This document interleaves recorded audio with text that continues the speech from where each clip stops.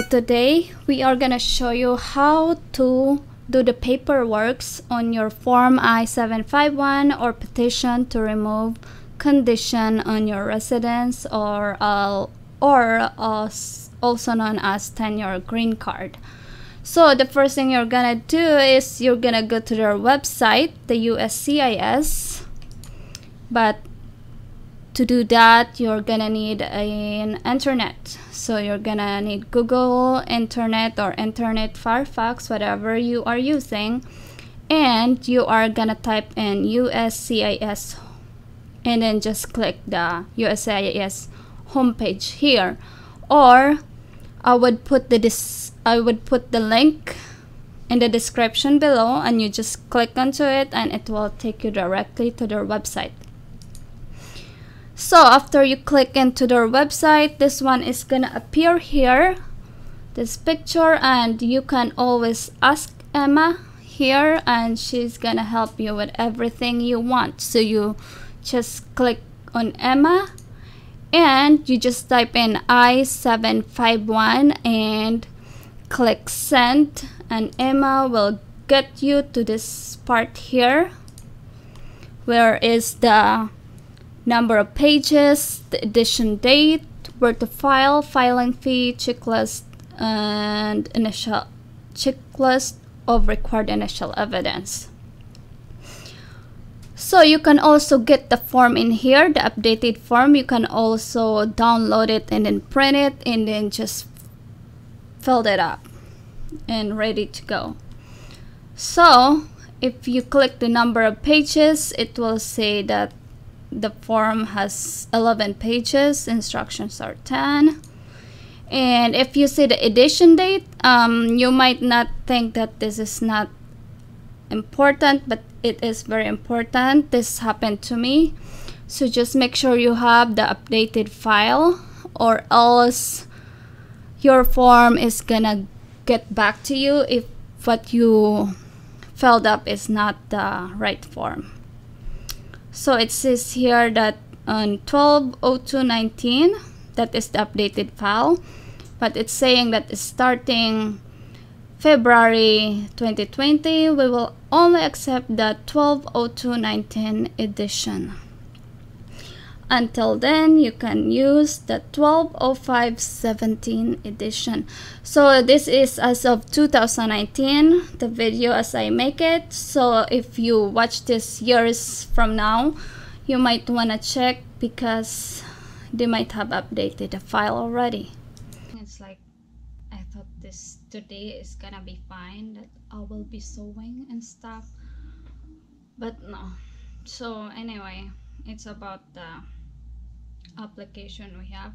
So it was sent back to us because I had the wrong form, which is, you know, if we just check it thoroughly, I guess it's gonna be good. But anyway, so what we did was we tried to fill up the forms, you know, online, but then we got a problem with our printer, and then the computer that we are using doesn't have a PDF, you know, form, so it cannot be downloaded to our flash drive where we could print it somewhere. So it's like, oh my god. And then anyway, we find a way to print it. By 2 o'clock we will be able to put the papers at the post office, and today is like headache. But anyway, one tip, if you are applying for I-75, you know, you can get a lot of forms online, even from their website. So just check the expiration of the form because they update them. Check that one there. That really small detail got me. I mean, we have to redo the thing because we just missed that little thing. And that's it. Thank you. So that you just don't have the headaches that we did have today. I wish that this could help. So in order to find out where to file, this is important. So you can always click on this one, the direct filing address for form I-751. So they got notes here like, don't forget to sign your form, we will reject any unsigned form. Okay, so if you click this one here, the one I encircled, it will take you to this one. So you can file based on where you live at. So in this case, if you live in this state here from Alaska to Wyoming, you can file it in the US Postal Service encircled here. And if you live in Alabama up to here in West Virginia, they have different place for filing. In my case, I did file at USCIS California Service Center, and what happened was after the process gets near, my paperwork was transferred to Nebraska.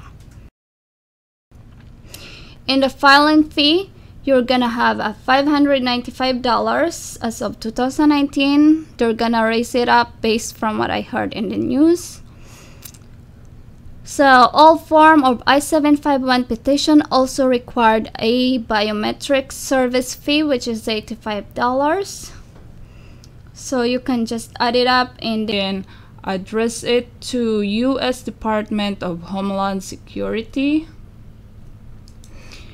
And these are the evidence you needed when you mail your application. You should include this following: copies of the front and back of your permanent resident card, copies of permanent front and back of permanent resident card of any conditional resident children you are including in your petition if applicable to your case. So evidence of relationship, which I will explain later. An explanation for reason you are filing late if you are filing your petition late, and an explanation for the reason you are filing separately from your primary conditional permanent resident parent if applicable on your case. Disposition on criminal charges if applicable. And if you are filing from overseas, you should include on your application a 2 passport style photograph for each petitioner and dependent, regardless of age. 2 completed form FD258 fingerprint cards for each petitioner and dependent, 14 to 79 years of age, and a current military or government orders if filing based on military or government service. So just like what I said, the evidence of relationship, if you are married like I am, you're gonna need paperwork to prove that you and your husband is in good condition. Your relationship is in good condition, or I don't know the real terminology, or bona fide evidence of bona fide marriage. So you need evidence to prove that then. So what you can show is the evidence that you have a joint bank account if you have, life insurance document, your partner as beneficiary, so you can get yours and your partner's included in the paperwork. Health insurance, of course, as both of your names are in there. title or document of any joint property ownership you have, social media accounts screenshots, which I include on our application, photographs of you and your partner, and photographs of you with his family and vice versa. You can have 20 photographs, I guess, not more than that, or I think it's gonna be too much. Children's birth certificate if you guys have kids, and any document that put you and your spouse name is in it is really helpful. So just gather as many documents as you have and then put it on the envelope where you're gonna send to the address that was given on where to file it. So if you are in different circumstances, like if you are filing an individual request because of a death of the petitioning spouse, so these are the evidence you're gonna need on your application. And if you are filing a waiver of joint filing requirement due to termination of marriage other than through death of petitioning spouse, you should provide the following documents here. And if you are filing waiver of the joint filing requirement because you or your conditional resident child were battered or subjected to extreme cruelty, you should provide the following here given in the requirements checklist. And if you are filing a waiver of the joint filing requirement because of termination of your status and removal would result in extreme hardship, you should provide the following here. So there are different circumstances of what you are right now, but you can always go to their website and always check the updated version. This one is of 2019, so there might be changes as the years pass by. Thank you for watching. I hope this is helpful. Leave us a comment below if you have questions.